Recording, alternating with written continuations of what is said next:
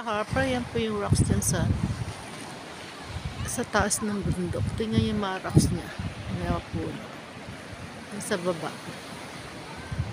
Yung mga pavers niya. Ang ganda po.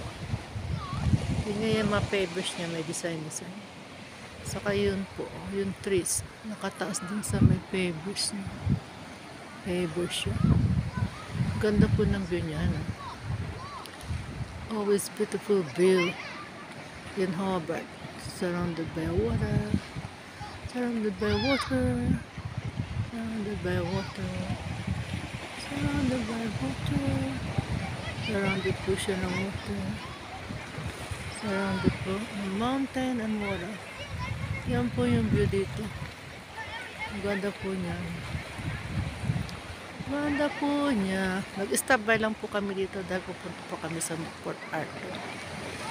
Pero pinakita ko na po sa inyo itong view dito. Sa another place na pinuntahan namin ngayon. Different na.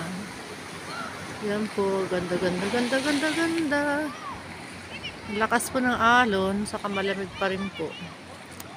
22 degrees. It's not that bad, but 22 degrees is still cold for me.